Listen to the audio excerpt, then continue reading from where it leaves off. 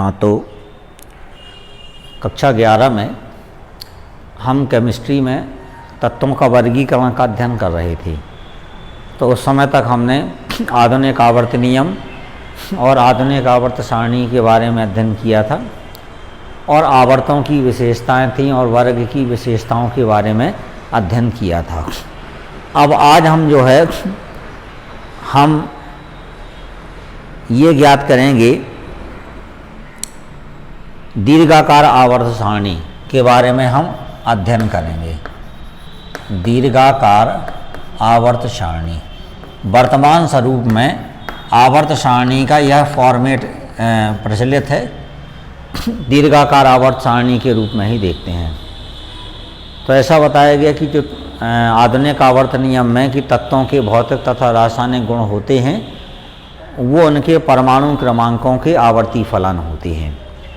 और आपने ऐसा पढ़ा है कि जो परमाणु क्रमांक होता है वो प्रोटॉनों की संख्या होता है और प्रोटॉनों की संख्या जो होती है वो इलेक्ट्रॉनों की संख्या के समान होती है।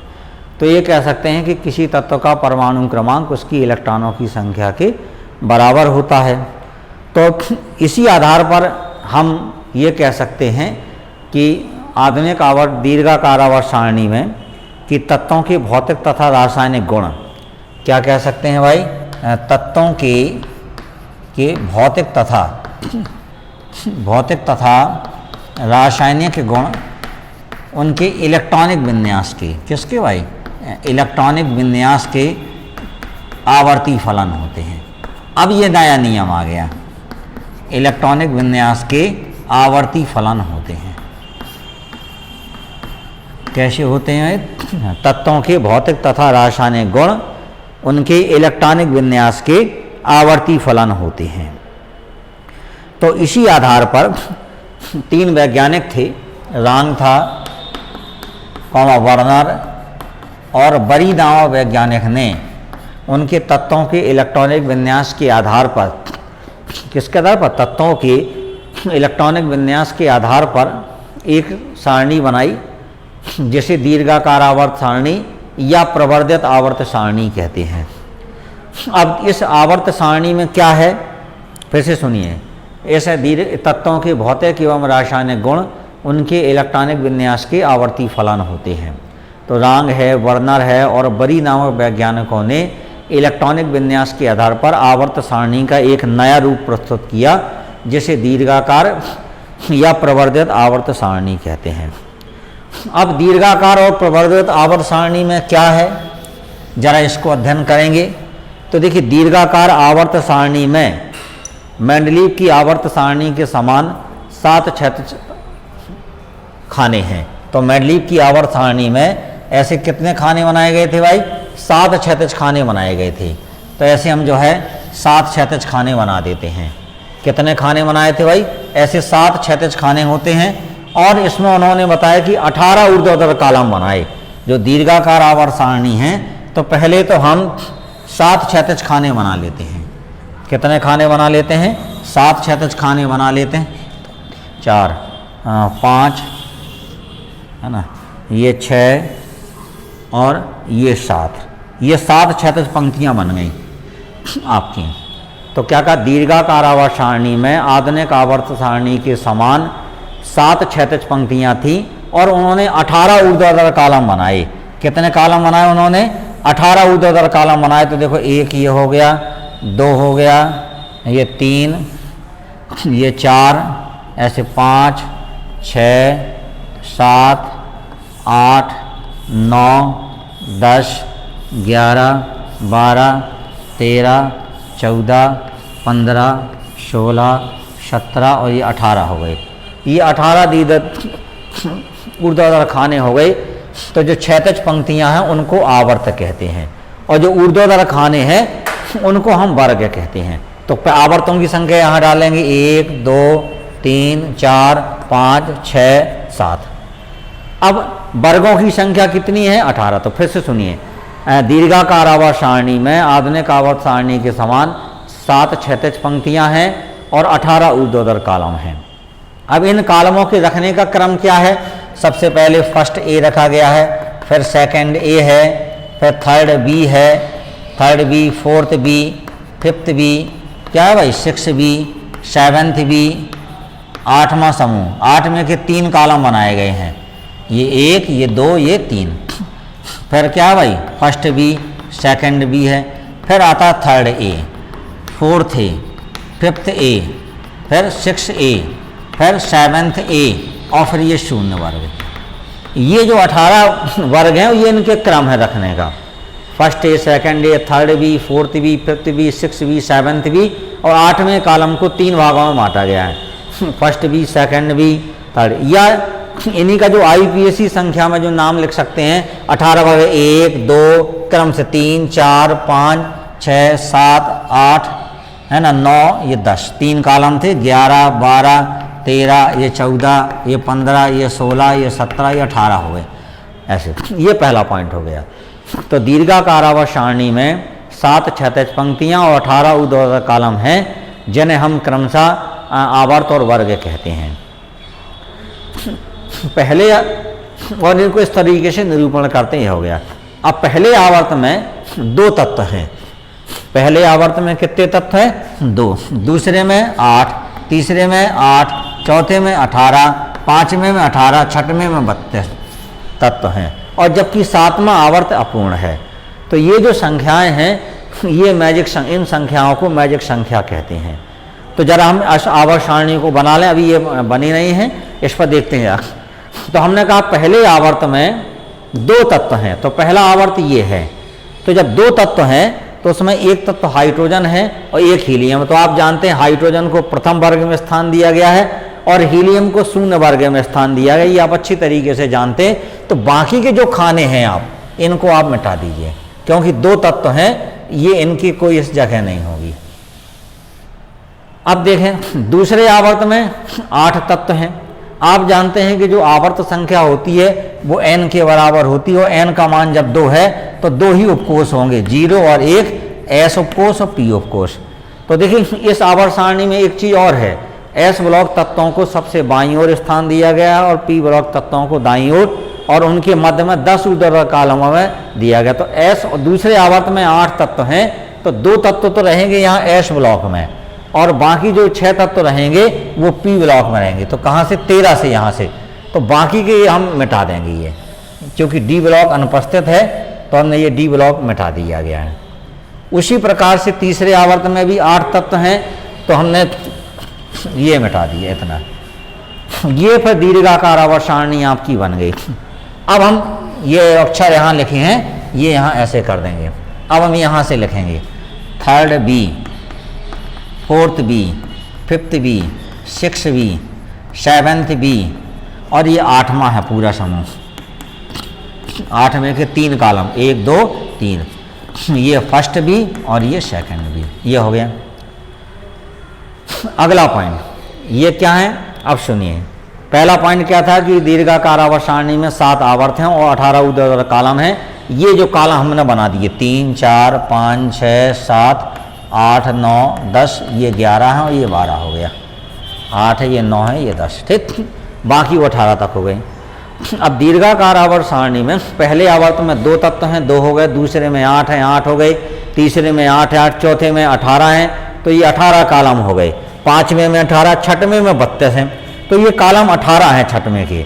उसके बाद 14 तत्व यहाँ से एफ ब्लॉक एलिमेंट्स, यहाँ पर ये 2 बनाए गए हैं, एफ ब्लॉक एलिमेंट से बनाए गए हैं, जैसे लैंथेनाइड और एक्टेनाइड कहते हैं। 2 सीरीज बनाई गई हैं ऐसे 14 तत्वों की।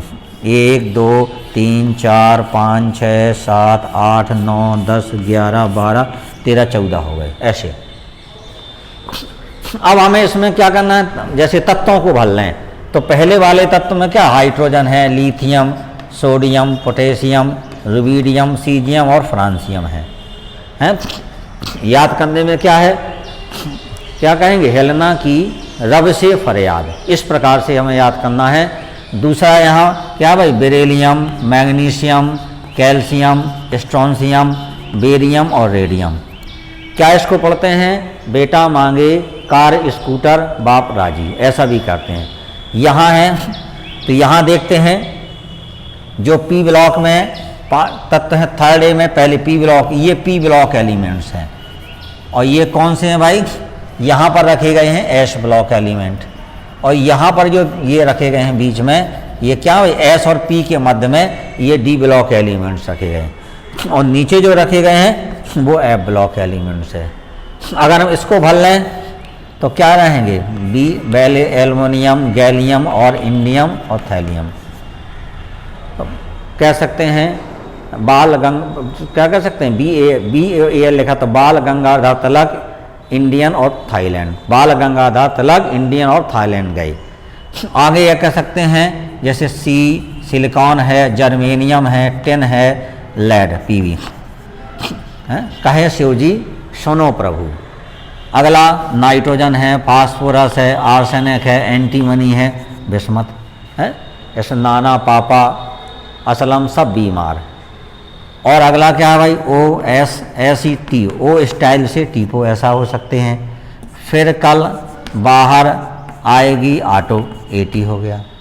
और ये क्या भाई, हीना, नीना और करीना के एक्सरे रंगीन ये भर गए, ये पी ब्लॉक के एलिमेंट्स भर गए। अगला क्या है भाई, यहाँ इसके टीवी, ठीक, और क्या क्रूमन, फीकॉनी FECONI फीकॉनी, क्यूजन हो गया। अब ए जर नभ, मोटक, रू रह, और से पेज PDAG और कैडमियम, ये हो गया। इसी प्रकार से इसका है ला हफ्ता, डब्लू रे, ऐसे क्या हो जाएगा, ला हफ्ता, डब्लू रे क्या हो जाएगा, ला हफ्ता, डब्लू रे RE क्या हो जाएगा, ला हफ्ता, ऐसे डब्लू रे उस की इधर आई, इधर पिटाई और गले और होगी, ये हो गया। इसी के बाद लैंथेनम के बाद 14वां तत्व ये है, 14 तत्व लैंथेनम है, उसके बाद 14 जो तत्व हैं लैंथेनम के बाद आने वाले तत्व, जिनका परमाणु क्रमांक 58, 59 से लेकर के कहाँ तक 72। तो परमाणु क्रमांक कहाँ से भाई, 58 से 72 तक के जो तत्व होते हैं वो लैंथेनाइट कहलाते हैं। लैंथेनम के बाद आने वाले तत्व, यहाँ पर एक्टीनियम है, तो एक्टीनियम के बाद आने वाले तत्व एक्टिनाइट तत्व कहलाते हैं। तो ये भर जाएंगे। तो क्या भाई, ये एस ब्लॉक एलिमेंट्स हैं, ये पी ब्लॉक एलिमेंट्स हो गए, और ये डी ब्लॉक एलिमेंट्स हो गए, ये हमारे जो है भर गए। अब यदि हमें किसी तत्व का परमाणु क्रमांक ज्ञात करना है तो कैसे ज्ञात करेंगे भाई, परमाणु क्रमांक अब इनका लिखना है। पहले तत्व का तो जैसे पता, हाइड्रोजन का 1 होता है और हीलियम का कितना होता, 2। जब हम पहले तत्वों का तो ये लिथियम का 3, इसका 4। अब यदि हम पी ब्लॉक एलिमेंट्स का यदि हम परमाणु क्रमांक ज्ञात करना है तो कैसे ज्ञात करेंगे, जो इसके ऊपर वर्ग संख्या लिखी है, 3rd, 4th, 5th, इसमें 2 जोड़ देंगे। जैसे ये 3rd A के हैं, अगर हमने इसमें 2 जोड़ दिया तो इसका परमाणु क्रमांक 5 हो जाएगा। इसमें 4th लिखे हैं, 2 जोड़ दिया तो 6 हो जाएगा। 7, 5 है तो 2 जोड़ दिया 7 हो गए, इसमें 8 हो गए, इसमें 9 हो गए, ये 10। जब हमें पता चल गया तो फिर हम क्रम में उसको बढ़ा लेंगे। इस प्रकार से ये आधुनिक आवर्त सारणी आपकी बन जाती है, दीर्घाकार आवर्त सारणी बनाई गई। और ये याद करने की शॉर्ट ट्रिक है, वो आप अध्ययन कर लीजिएगा। तो क्या काम ना भाई, दीर्घाकार आवर्त सारणी में इस प्रकार से 7 क्षैतिज पंक्तियां हैं और 18 ऊर्ध्वाधर कॉलम है। और दीर्घाकार आवर्त सारणी में तत्वों का जो वर्गीकरण किया गया है वो इलेक्ट्रॉनिक विन्यास के आधार पर तत्वों को 4 वर्गों में विभाजित किया गया है। एस ब्लॉक एलिमेंट्स, और कौन सा भाई, पी ब्लॉक एलिमेंट्स, और डी ब्लॉक एलिमेंट्स, और एफ ब्लॉक। तो डी एस के क्या है भाई, आवर्त सारणी में सबसे बाईं ओर एस ब्लॉक के एलिमेंट्स रखे गए हैं। पी ब्लॉक के एलिमेंट्स आवर्त सारणी में दाईं ओर रखे गए हैं, और डी ब्लॉक के एस और पी ब्लॉक तत्वों के मध्य रखे गए हैं, और एफ ब्लॉक के तत्व नीचे रखे गए हैं। अब दीर्घाकार आवर्त सारणी की जरा लक्षण समझ लीजिए एक बार और। तो देखिए, आधुनिक आवर्त सारणी की भांति इस आवर्त सारणी में भी 7 क्षैतिज पंक्तियां हैं और 18 ऊर्ध्वाधर कॉलम हैं। ये पहले, जिन्हें क्रमशः आवर्त और वर्ग कहते हैं। दूसरा, जो है इसमें जो प्रथम आवर्त में 2, दूसरे आवर्त में 8, तीसरे में 8, चौथे में 18, पाँचवें में 18, छठवें में 32 तत्वों की संख्या है, इसलिए इन संख्याओं को मैजिक संख्या कहते हैं। और 7वां आवर्त अपूर्ण है। अब देखिए अगला जो दीर्घाकार आवर्त सारणी का जो प्रथम तत्व है, प्रत्येक आवर्त का जो प्रथम तत्व है वो क्षार धातु है। ये जो है क्षार धातु है और लास्ट का जो तत्व है वो अक्रिय गैस तत्व है। ये ध्यान रखिए, अक्रिय गैस तत्व है। अगला इसका जो गुण हो जाएगा कि जो छठवां आवर्त है उसके 14 तत्व, जैसे 18 कॉलम ये बने हैं, 14 तत्वों को आवर्त सारणी में नीचे अलग से स्थान दिया गया है, जिन्हें लैंथेनाइट तत्व कहते हैं। उसी प्रकार से 7वें आवर्त में 14 तत्वों को नीचे अलग से स्थान दिया गया है जो कि अपूर्ण है, इन्हें एक्टिनाइड कहते हैं। लैंथेनाइड क्यों कहते हैं? लैंथेनम के बाद आने वाले तत्व। यहाँ एक्टिनियम है, एक्टिनाइड एक्टिनियम के बाद आने वाले तत्वों को। अब ये देखिए, तो इलेक्ट्रॉनिक विन्यास के आधार पर तत्व कितने प्रकार के बनाए गए? 4 प्रकार के। तो यहाँ देखिए 4 वर्ग भाव में बांटा गया, S block elements, P block elements, D block elements और एफ। तो एस ब्लॉक को कहाँ स्थान दिया गया है? आवर्त सारणी में सबसे बाईं ओर 2 ऊर्ध्वाधर कॉलम में स्थान दिया गया है। ये एस ब्लॉक है क्योंकि इनका अंतिम इलेक्ट्रॉन एस में प्रवेश करता है। ये पी ब्लॉक के हैं, तो पी ब्लॉक को दीर्घाकार आवर्त सारणी में सबसे दाईं ओर 6 ऊर्ध्वाधर कॉलमों में स्थान दिया गया। और डी ब्लॉक एलिमेंट्स को एस और पी ब्लॉक तत्व के मध्य 10 ऊर्ध्वाधर कॉलम, 1 2 3 4 5 6 7 8 9 10 ऐसे ऊर्ध्वाधर कॉलमों में स्थान दिया गया है। और एफ ब्लॉक को आवर्त सारणी में नीचे 2 क्षैतिज पंक्तियों में स्थान दिया गया है, पहला लैंथेनाइड और दूसरा एक्टिनाइड। ये है, ये था ही। अब इलेक्ट्रॉनिक विन्यास के आधार पर तत्वों के प्रकार और पढ़ लीजिए। तो देखिए इलेक्ट्रॉनिक विन्यास के आधार पर तत्व जो है 4 प्रकार के बताए गए। नंबर 1 है अक्रिय गैस तत्व। क्या है भाई? अक्रिय गैस तत्व किसे कहते हैं? वे तत्व जिनके सभी कोश पूर्ण भरे हुए होते हैं या बाह्यतम कोश में 8 इलेक्ट्रॉन होते हैं, वो अक्रिय गैस तत्व कहलाते हैं। और अक्रिय गैस तत्व जो होते हैं इनको क्यों कहते हैं? क्योंकि ये रासायनिक रूप से निष्क्रिय होते हैं, इसलिए इनको अक्रिय गैस तत्व कह देते हैं। और इनको आवर्त सारणी में सबसे दाईं ओर ये 0 वर्ग में स्थान दिया गया है। कहाँ दिया गया है? 0 वर्ग में स्थान दिया गया है। ये अक्रिय गैस तत्व हैं। तो कौन कौन से अक्रिय गैस तत्व हैं? हीलियम, नियान, आर्गन, क्रिप्टॉन है, जीनान है और रेडान। ये अक्रिय गैस तत्व हैं। दूसरा है सामान्य तत्व। सामान्य तत्व, अब सामान्य तत्व में क्या है कि वे तत्व जिनका केवल बाहरी कोश अपूर्ण होता है। यहाँ लिखते हैं बाह्य कोश अपूर्ण होता है। अब बाह्य कोश किनका अपूर्ण होता है? या ऐसा कहिए कि 0 वर्ग को छोड़ करके एस और पी ब्लॉक के जितने भी तत्व हैं, 0 वर्ग को छोड़ दिया जाए तो एस ब्लॉक एलिमेंट्स और पी ब्लॉक एलिमेंट्स जो भी हैं वो सब सामान्य तत्व में आते हैं। तो क्या काम ना भाई? 0 वर्ग को छोड़कर ठीक, एस और पी ब्लॉक एलिमेंट्स वो जो सब तत्व होते हैं वो जो है सब सामान्य तत्व हैं। तो देखिए कौन कौन से सामान्य तत्व हो जाएंगे? फर्स्ट ए के हो जाएंगे, सेकेंड ए के हो जाएंगे, third A, fourth A, fifth A, six A, seventh A. ये जो है सब सामान्य तत्व हैं। अगला संक्रमण तत्व जो तीसरे प्रकार के हैं, वो तीसरा प्रकार है संक्रमण तत्व। तो संक्रमण तत्व क्या है भाई? एस और पी वे तत्व जिनके बाह्यतम 2 कोश अपूर्ण होते हैं। अक्रिय गैस तत्वों के सभी कोश पूर्ण भरे होते हैं। सामान्य तत्वों का 1 बाह्यतम कोश अपूर्ण होता है और जो संक्रमण तत्व होते हैं इनके 2 कोश अपूर्ण होते हैं। और इनको डी ब्लॉक एलिमेंट्स भी कहा जाता है। और इनको एस और पी ब्लॉक तत्वों के मध्य में 10 ऊर्ध्वाधर कॉलम, 1 2 3 4 5 6 7 8 9 और 10 ऊर्ध्वाधर कॉलम, 3 से शुरू होकर के अंक 12 तक 10 ऊर्ध्वाधर कॉलमों में स्थान दिया गया एस और पी ब्लॉक तत्वों के मध्य। तो ये संक्रमण तत्व थे। अगला चौथा है आंतरिक संक्रमण तत्व।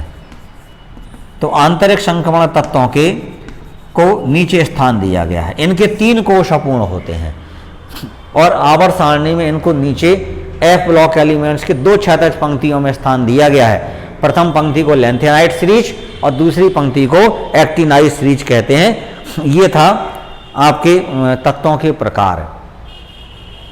तो क्या कहा भाई हमने, आवर्त इलेक्ट्रॉनिक विन्यास के आधार पर तत्व आवर्त सारणी में तत्व 4 प्रकार के हैं, अक्रिय गैस तत्व, सामान्य तत्व, संक्रमण तत्व और आंतरिक संक्रमण तत्व।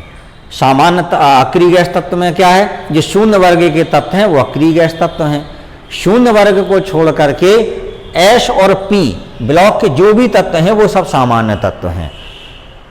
अब क्या बचे, एस और पी दोनों खत्म हो गए, तो क्या बचे, अब डी बचे और एफ बचे। तो जो डी ब्लॉक एलिमेंट्स हैं वो संक्रमण तत्व हैं, और जो अब क्या बचे, केवल एफ बचे, जो एफ ब्लॉक एलिमेंट्स है वो आंतरिक संक्रमण तत्व हैं। या ऐसा कह सकते हैं, इनके सभी कोश पूर्ण भरे होते हैं, इनका एक कोश अपूर्ण होता है बाह्यतम, इनके 2 कोश अपूर्ण होते हैं डी ब्लॉक एलिमेंट संक्रमण तत्वों के, और इनके 3 कोश अपूर्ण होते हैं, ऐसा भी कह सकते हैं। तो ये था तत्वों के प्रकार।